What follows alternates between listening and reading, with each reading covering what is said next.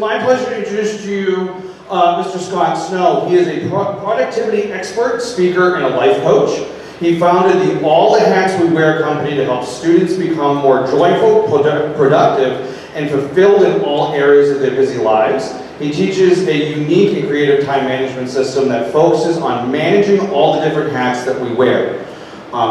I'm going to pay special attention to this too, because you guys all know how many hats I wear, so this is going to be important for me too. But also more importantly, he is no stranger to Quabog. He has been our drummer for several shows, so some of you probably do recognize him as a friend here at Quabog. So without further ado, it's my pleasure to introduce you, Mr. Scott Snow.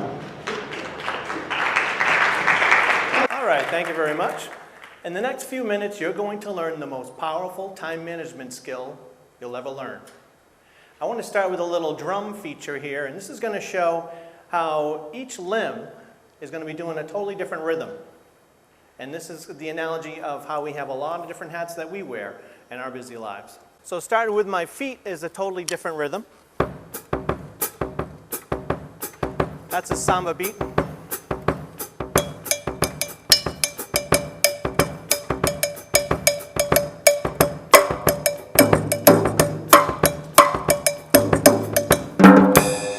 So you see each hand is doing something totally different. You could put that anywhere around the set.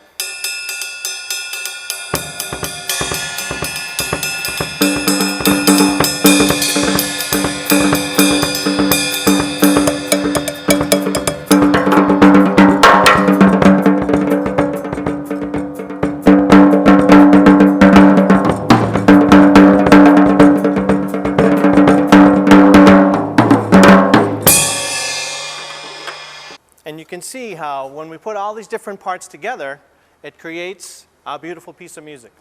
We've got 4 skills that we're going to focus on today. So let's begin. First is identifying all these hats you wear. And I use the terms hat and role interchangeably. So all the roles that you play, the different hats that you wear. Now, since I'm a musician, I like to think in musical terms. So let's think of a band that has their set list. So any band that you see, they usually have a set list taped on the stage here, or somewhere where they can see.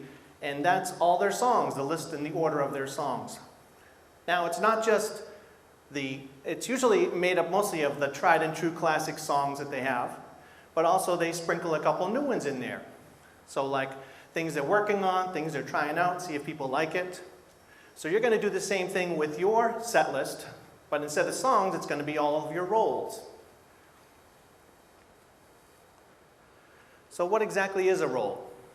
A role is the category in your life that you need to focus on, you need to have quality time and dedicate to and work on to be fulfilled.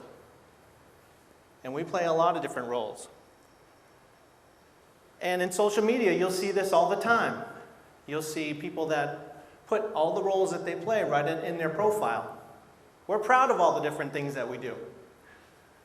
So Wynton Marsalis, of course, he's a musician, composer, educator. He's the director of jazz at Lincoln Center. And if you think of it, all of these different roles that we play require different attributes that we bring forward. You know, if you think of a drill sergeant in the Marines, very, very tough and demanding. But that approach is not going to be very helpful when they go home to their family. You can't be demanding and obnoxious like that. So you've got to be able to change and transition between all these roles that we play. Here's J-Lo. She lists all the things that she does. And so maybe she started as a musician, or I think she started as a dancer. And then she evolved, and now she's an entrepreneur. And each year, you'll find your roles change. Okay, maybe you're interested in something, you get into that, and then it either fizzles out or it builds into something new. This is Steph Curry's wife. So she's really into lifestyle and cooking, kind of like a Martha Stewart. So she lists here, believer. She's a wife, a mommy, all these different things for her company. President Obama, dad, husband, president, citizen. Very clear, some of the different roles that he plays. And podcaster Joe Rogan. He does play a lot of roles, that guy. Stand-up comedian. He's the commentator for the UFC fights. And he's got his podcast. So we've got 4 different types of roles. The first one is the mind, body, spirit. So in your handout, I give some examples. Your body, maybe you think of yourself as a visionary. With these roles, we want to think big. Why not? Maybe you think of yourself as a genius. A meditator, your religion, spirituality. Maybe you think of yourself as an innovator. So these are all the mind, body, spirit roles. These are the roles that make up you as a person before you're all these other things, before you're a brother or sister or daughter or son. And the giving and receiving roles. So that's what's coming in and what's going out. Maybe you're a volunteer, or you want to be a philanthropist or get involved with that, nonprofits. You donate your time to the local animal shelter or something like that. Also, financial roles. Even though we're in high school, you probably should consider focusing on your finances and start getting those good habits of managing money and having it grow, being an investor in things, even in your time. Invest in experiences of volunteer work and being a mentor, that sort of thing. And of course, the personal roles, where this is what we would usually think of as a role or the different hats we wear. Relationships, boyfriend, girlfriend, friend, NHS member. That's a particular role that you play with different responsibilities that you've got to spend time on, right?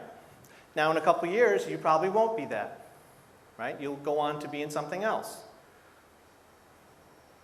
Sibling, writer. Maybe you think of yourself as a journaler or a problem solver. Maybe you find that you're an adventurer at heart. And lastly, the professional and we'll say occupational roles. These are hats that you're trying on. Maybe you're interested in being a lawyer. So you start to put that hat on. You start to focus more on, what's in the news for lawyers. Student, sales pro. Maybe you want to be an entrepreneur. You've got to develop your sales skills. That's one thing I've really needed to work on. Being a musician, I've never really focused too much on all of that. So that's one of my roles. Also marketing person, business student, networker. No matter what you do, you should assume a networking role. Maybe you see yourself as a CEO or founder. That woman, Sarah Blakely, just sold her company Spanx for $1 billion. So she started that with just a little idea to be helpful. And any role that relates to occupations that you're trying out. So if you want to scribble some of those roles, if you have a couple in mind, I've left a table for you to put in some. Anybody have a role, a couple roles that they would like to share that you play? Student council president. Great. Student council president, so like a student leader. Good. Now some parts of your personality come through in all your roles. Your general mission, your purpose. So this would be a good thing to fill out, and this will be your set list. Here's an example of someone. This is kind of a combination of a couple people I've worked with. JC. So Christian, healthy body, and visionary were her mind, body, spirit roles. Just like you guys, student mentor, volunteer for the animal shelter, and money smarts is what she called it. Starting to think ahead. Of personal roles, all these family roles she had, she's a student. That's one of her roles, one of the most important roles she plays right now. NHS member, she considers herself to be a writer, journaler, and she really likes that adventure part. Maybe she wants to do, a Spartan race, things like that she really likes to do. Sometimes you discover these things by saying, what would I be miserable if I didn't have in my life? So what's missing? There was one lady I worked with who she said, I asked her that question after she did her roles, and I said, what would you be miserable if you didn't have in your life? And she said, well, I teach this yoga class. So yoga instructor would be one of her important roles. She didn't even know it. Also, she was doing roller derby. So she was on the team for roller derby. She even had her own nickname picked out, because you need a nickname in roller derby. She was Holly Wanna Crack Ya. So in our professional occupational, She was a musician, so she's got all this. She was already making some money teaching drums, so she puts that down. And the college prep, all of the work and everything entails to applying for college and all that, you've got to make that an official role. It's like categories. You know, you want to have these different categories you can follow. So a couple reasons why we want to have this list of our roles is that you begin to see all the moving pieces to your life. You know, you get this bird's eye view. You can see that you do all these different things and you're not in it. As you know, sometimes it's really hard to manage your life if you're deep in your life and you don't get that perspective. So back out and see all these different hats you wear, and then you can focus in on what you want to work on. Also, this provides a bridge to the future. You're thinking about your occupation probably. So this is setting you up. It's okay to assume a role that you're not actually doing yet.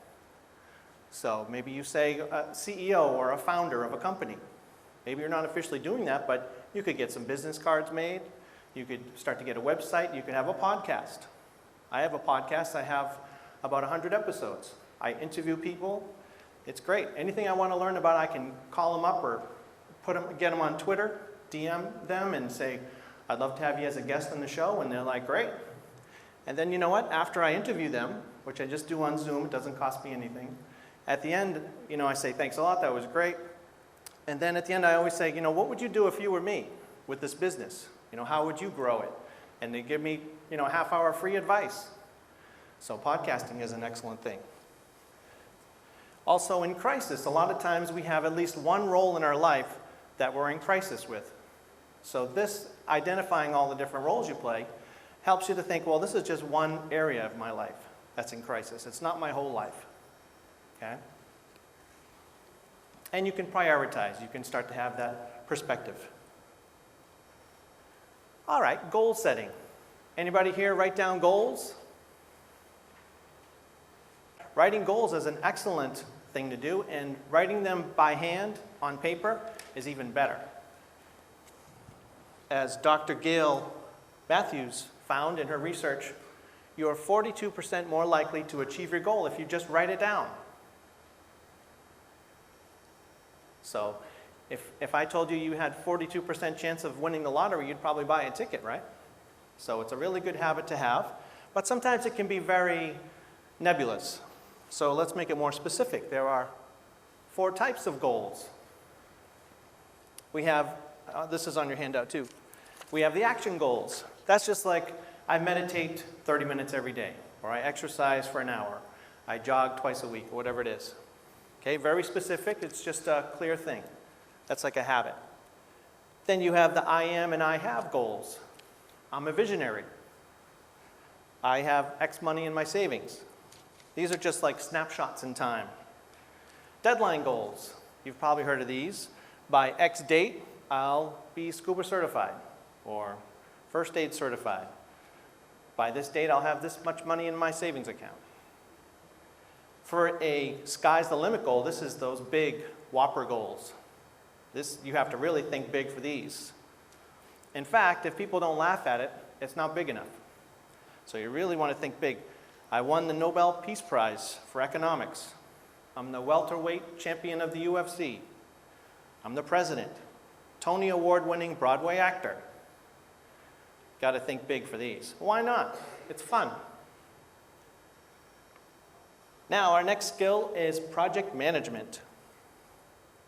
Now, we probably all have a full plate of different projects. So, I want to give you a 7-stage system for managing all these projects. And on the sheet, there's a nice grid, too, that you could list all the different projects that you have on your plate. You list the project, and then what stage that project is in. So let's go through the stages here. First stage is to identify the spark. So this is having that creative emotional connection with the project. Maybe you want to write a composition. Okay? In my case, it was writing a drum book. So I got that spark. A lot of the project management books for business that I've read say to start with a problem. But I found that that's not as exciting as having a spark of an idea. And that really gets your creativity going. So look for the spark. What is the real connection that you have emotionally with this project? That's going to help you see you through the end of the project. The gathering stage is next. Twyla Tharp, the choreographer, said she would just get a box and slap some duct tape on with a label and just start tossing stuff in there related to her project. Could be books, interviews, people, anything that helps you with that project. Gather your resources. Stage 3 is the brainstorming stage. This is where you just ask a million questions. You know, for me it was what do I want this drum book to be? Who is it for? How long will it be? What level? And the structure stage will be next. This is when you think, well, if this is a book or a term paper, how many chapters are there? How many pages will it be? What is the form? Those big kind of structure decisions you need to make. And then the action stage. This is where you roll up your sleeves and get to work and do the action that's required for that project. And then the refining stage. A lot of people miss the refining stage because that's when you really get to make your project sparkle and just keep refining it until it can't be refined anymore. And that's a really important stage. I remember reading something about Stephen King talking about a poem that he liked, and he said that the structure was so strong within it was like he could hear the cables inside the poem hum because everything was so connected and so precise. And then you celebrate. So this example here that I'm going to give is this book I wrote. It's called, well, I renamed it, but it was called Just What the Doctor Ordered. So I was teaching a lot of drum lessons, and then I said, you know what? Everyone has the same problems, the technique problems. So I put together this collection of solos for drums that helped people with all those different specific problems. So I said, you know what? It's kind of like I'm a mad scientist in my lab, like concocting these specific antidotes for their problems. So that was my spark, the mad scientist. So I started getting pictures of mad scientists through, you know, all Frankenstein movies and all through the ages, through the 50s and 60s, watching movies. I put all kinds of pictures up on my wall of mad scientist stuff. I just got into it. Like all the colored beakers and different colored waters and all that, all the creativity. So and then next, I started asking questions. You know, like I said, who is this book for? How long is it going to be? And the structure, I started to say, well, maybe for the first year drum students, I have like a baseball theme. So all the solos were like Grand Slam Homer or Curveball or Knuckleball. And then I got more into like a pirate theme. So it went with the level of the kids. And then later on it was, you know, gross kind of, one of them was Serenade with a Dung Beetle. So I just had fun with it. So here's the grid that you can use to list all the different projects that you have on your plate. Anybody want to mention one of the projects they have, or a couple projects? Cleaning the prop room. That's definitely in there. Cleaning what? The prop room. Ah, yep, that's a project and a half, right? Good. So it could be a, you know, that could be like the podcast idea, or starting your own business idea, having a website. Anything. Good. So this is a list of, you know, all different projects that were on that person's plate. So lastly, an awesome habit you can have is to start a daily journal. Anybody here journal? A lot of people do, yeah? Well, there are many different types of journaling. I've journaled since I was 10 years old. In fact, the other day I was looking up, I looked up my old journal from 1982, and it was talking about how I went to see my first concert, Ted Nugent. Very good habit to get just for generating creativity, to be able to be reflective. This is one of the main skills of being a leader, to be able to be reflective, to take an experience and then make sense of it, to slow it down and review it. And you can do this every night. One thing you need to do is really have that attitude of expectation that you have interesting things going on. And throughout the day, just scribble them down. You know, had an interesting conversation with so-and-so, or heard this song and it reminded me of so-and-so. All these things you can capture throughout the day, just takes a couple seconds, and then at night you can explore it in your journal. Now, for a while I was doing an audio journal. I just took my recorder, and throughout the day I would just scribble anything I wanted to talk about, and then as I was driving home, I would just pull over and then record what I wanted to say. Very quick, takes 5 minutes to blab about the whole day, and then you've got it. Another, of course, is to type on the laptop or in a notebook, handwriting. I guess handwritten is a better because it connects you more with a sensory experience. But the thing I've been getting into lately is index cards. And this is a nice way to be able to just write a quick blurb about whatever you want to talk about. You can have a box like that.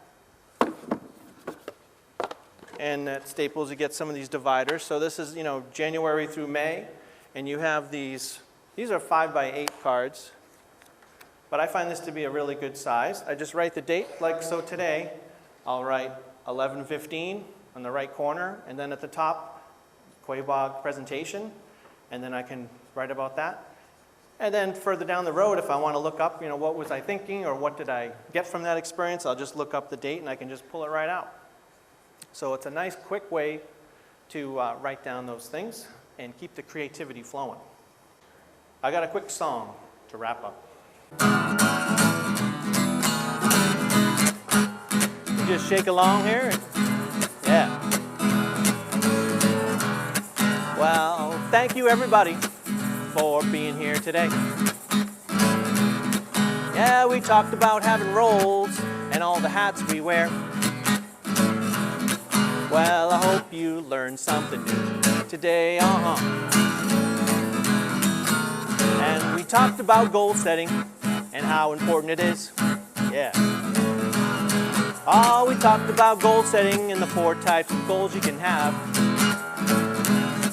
Well, we all got together and we talked about goals. Talked about journal writing, how it can help with creativity. I hope you take some of these ideas and apply them. Great job, everybody. Have a great day.